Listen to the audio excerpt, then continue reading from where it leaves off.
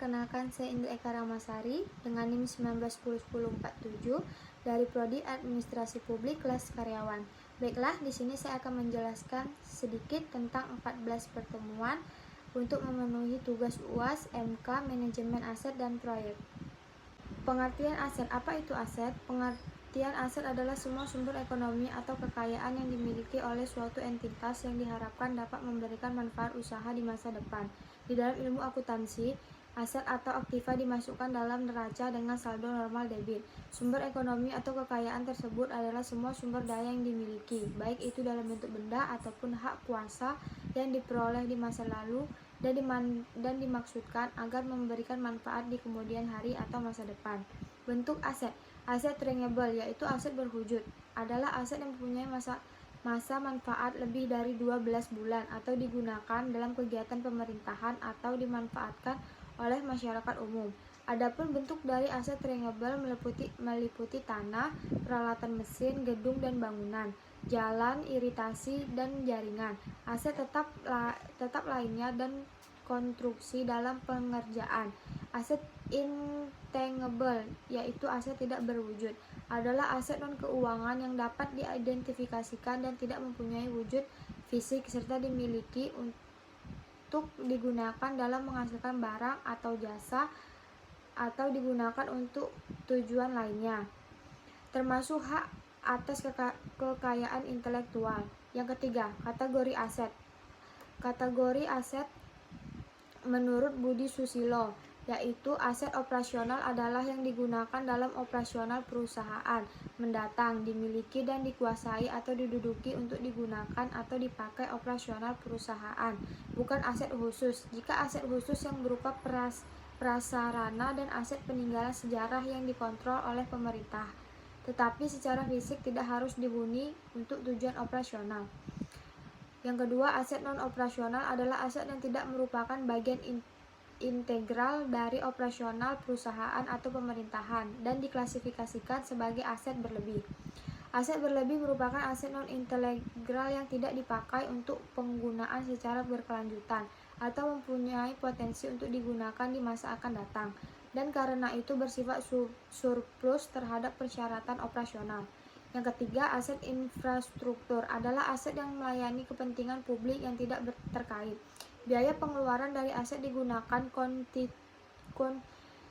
kontinuitas menggunakan aset bersangkutan seperti jalan raya, jembatan, dan sebagainya. Yang keempat, community asset sebenarnya adalah aset milik perusahaan di mana penggunaan aset tersebut secara terus-menerus. Umur ekonomis atau umur gunanya tidak ditetapkan dan terkait pengalihan yang terbatas, yaitu tidak dapat dialihkan. Contoh aset ini adalah museum, kuburan, rumah ibadah, dan sebagainya.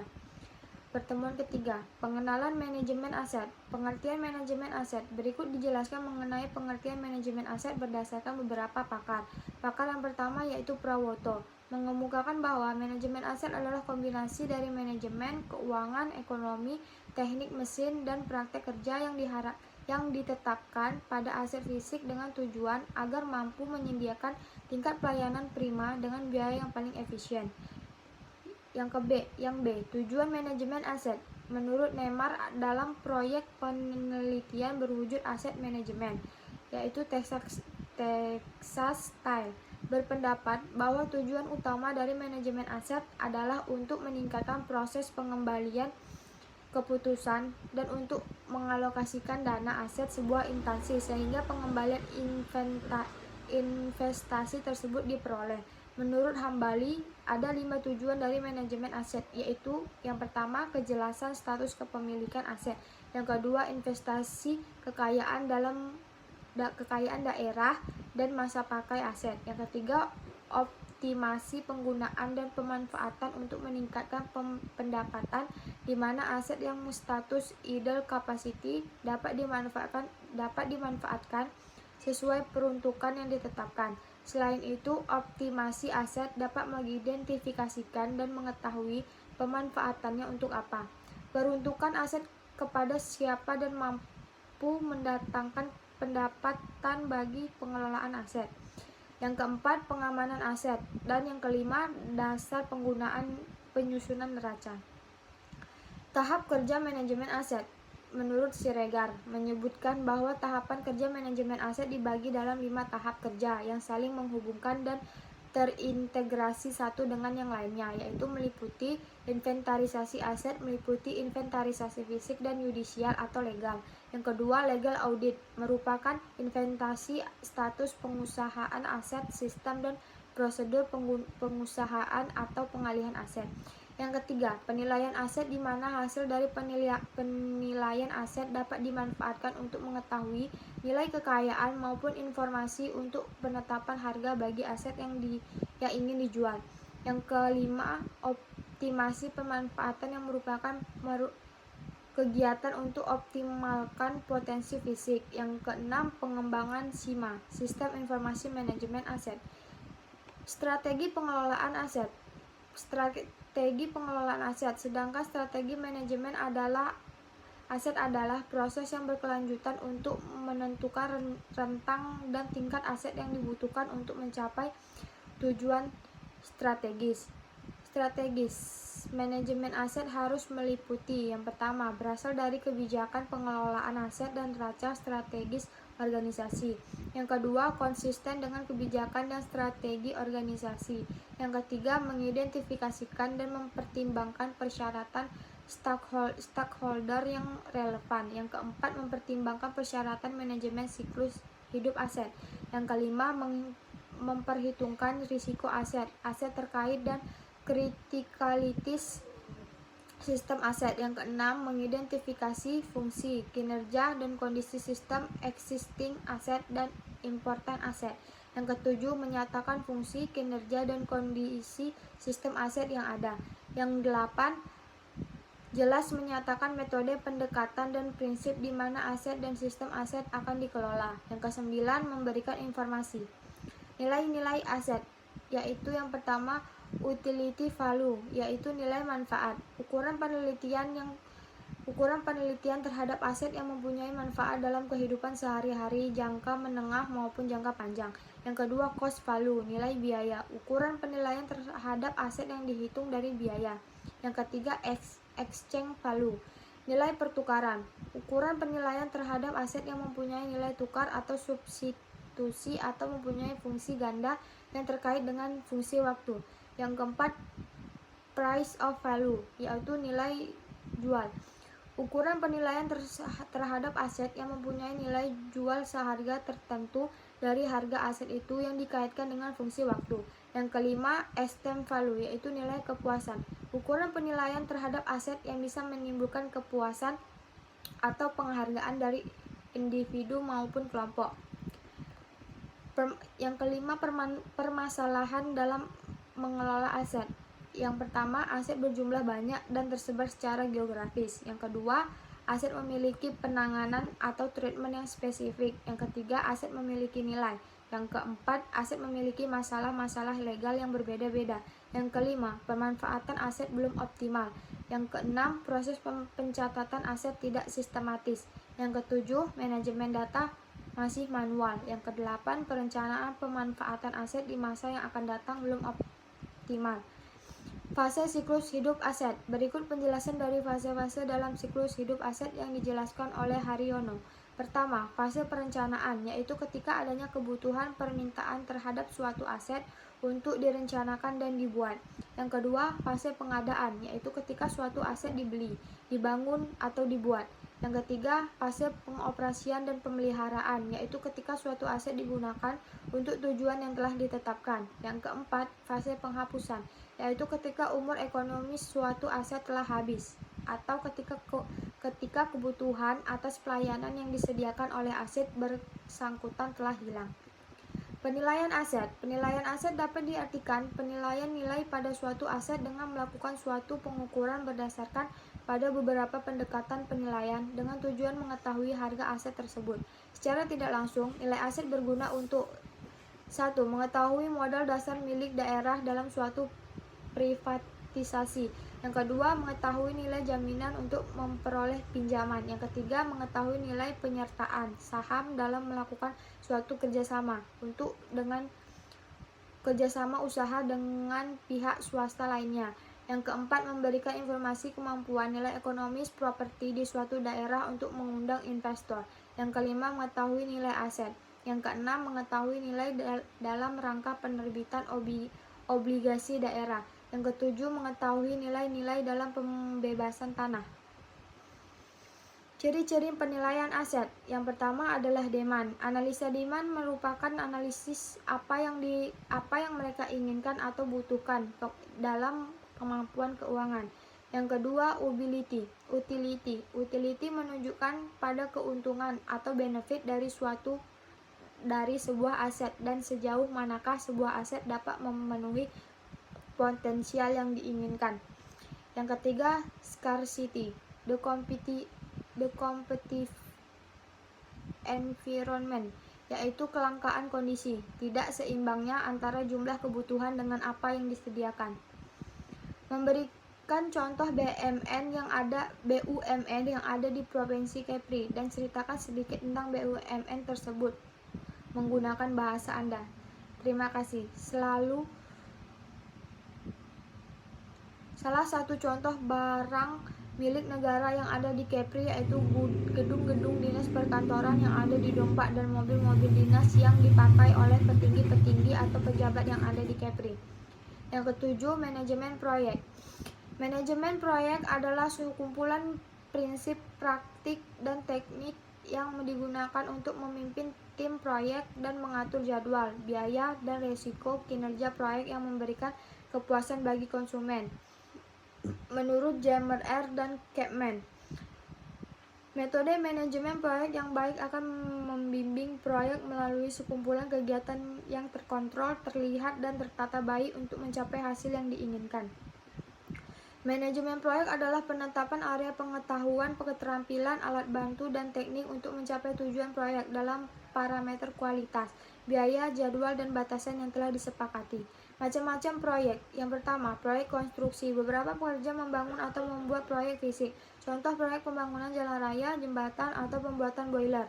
2. Proyek penelitian berupa penemuan proyek baru, temuan alat baru, atau penelitian mengenai sesuatu yang baru yang belum pernah ditemukan.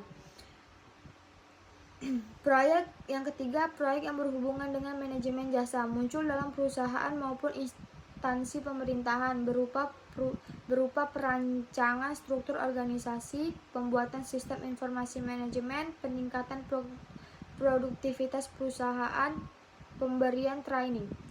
Perencanaan proyek. Perencanaan adalah suatu tahap dalam manajemen proyek yang mencoba meletakkan dasar tujuan dan sasaran sekaligus menyiapkan segala program teknis dan administratif agar dapat diimplementasikan. Seberapa pentingkah WBS dalam suatu proyek? Menurut saya, WBS sangat penting dalam pembangunan atau sebelum memulai sebuah proyek. Berikut manfaat pentingnya WBS dalam suatu proyek. Meningkatkan akurasi dalam mendefinisikan rank lingkup proyek. WBS akan membentuk sebuah struktur pohon hierarkis untuk menjabarkan ruang lingkup atau skop proyek yang lebih terperinci. 2. Menetapkan tanggung jawab, alokasi sumber daya, dan pemanfaatan proyek yang lebih baik. WBS membuat proses produk delivery menjadi lebih tepat dan konkret, sehingga tim proyek tahu persis apa yang harus dicapai dalam setiap pengiriman. Ini yang memungkinkan perkiraan biaya, risiko, dan waktu yang lebih baik. Yang ketiga, menjadi dasar perencanaan jadwal dan anggaran. WBS meletakkan informasi dasar sebagai referensi dalam pembuatan jadwal yang efektif dan rencana anggaran yang lebih baik. WBS menciptakan akuntabilitas informasi detail dalam WBS, membuat setiap paket kerja lebih mudah dan dimintakan pertanggungjawabannya pada pihak yang melaksanakannya. WBS meningkatkan komitmen proses pengembangan dan penyelesaian. WBS dapat menghasilkan semangat dan meningkatkan komitmen tim. Salah satu contoh WBS di Dinas Energi dan Sumber Daya Mineral adalah uraian kerja bidang-bidang yang terdapat di dinas tersebut. Salah satu contohnya KAK, kerangka acuan kerja, yaitu kerangka kerja acuan suatu program atau kegiatan yang di dalamnya sudah tersusun rangkaian kerja yang akan dilaksanakan oleh bidang-bidang tersebut. Perencanaan proyek. Perencanaan adalah suatu tahapan dalam manajemen proyek yang mencoba meletakkan dasar, tujuan, dan sasaran sekaligus menyiapkan segala program teknis dan administratif agar dapat diimplementasikan.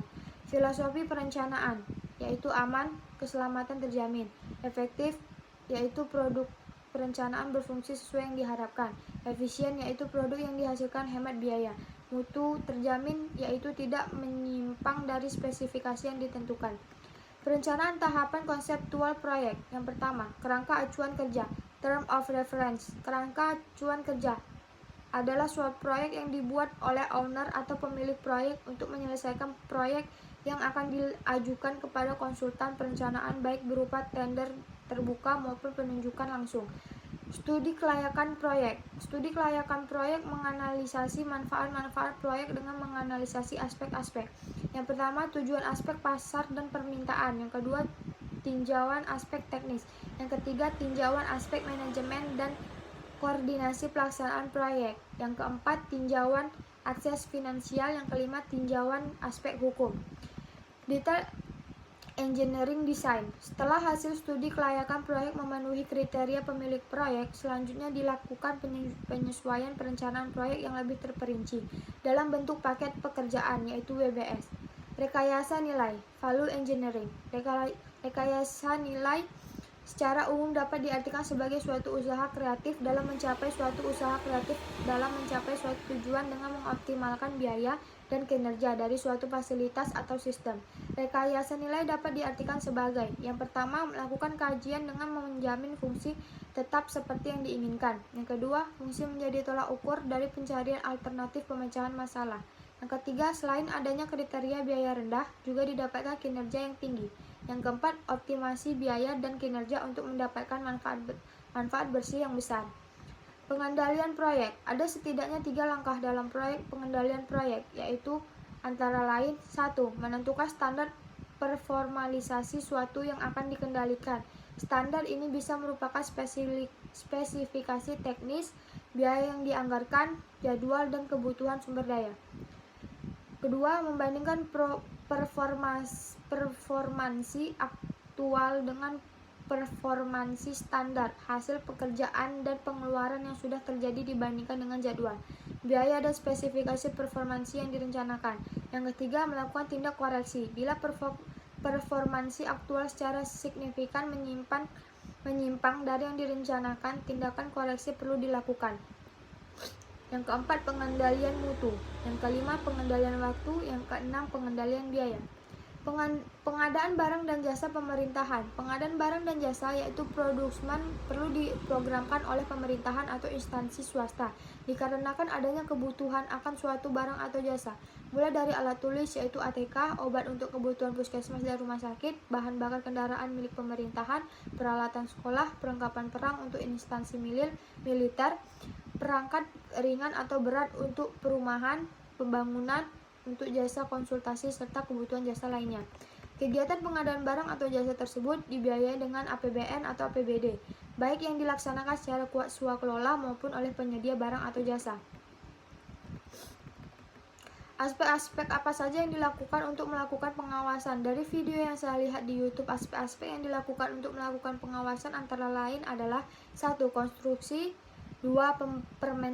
Fermentasi, ketiga, pemeliharaan. Apa yang harus dilakukan agar pengendalian suatu proyek dapat berjalan dengan baik? Jelaskan. Menurut saya, berikut adalah cara yang dapat dilakukan agar suatu proyek dapat berjalan dengan lancar. Pengendalian dilakukan seiring dengan pelaksanaan proyek. Pengendalian proyek dilakukan agar proyek tetap berjalan dalam batas waktu, biaya, dan performa yang ditetapkan dalam rencana. Ada beberapa perbedaan antara perencanaan dan pengendalian, yaitu perencanaan berkonsentrasi pada penetapan arah dan tujuan, pengalokasian sumber daya, pengantisipasian masalah, pemberian motivasi kepada partisipan untuk mencapai tujuan. Sedangkan pengendalian berkonsentrasi pada pengendalian pekerjaan ke arah tujuan, penggunaan sumber daya secara efektif, perbaikan atau koreksi, pemberian imbalan pencapaian tujuan. Ada setidaknya 3 langkah dalam proses pengendalian proyek, antara lain: 1. menentukan standar performansi, misalnya spesifikasi teknis, biaya yang dianggarkan, jadwal atau kebutuhan sumber daya. Yang kedua, membandingkan performance aktual dengan performance standar. Yang ketiga, melakukan tindakan koreksi terhadap penyebab terjadinya perbedaan performansi aktual terhadap performansi standar. Baiklah, sekian penjelasan dari saya. Terlebih dan terkurang saya mohon maaf. Assalamualaikum warahmatullahi wabarakatuh.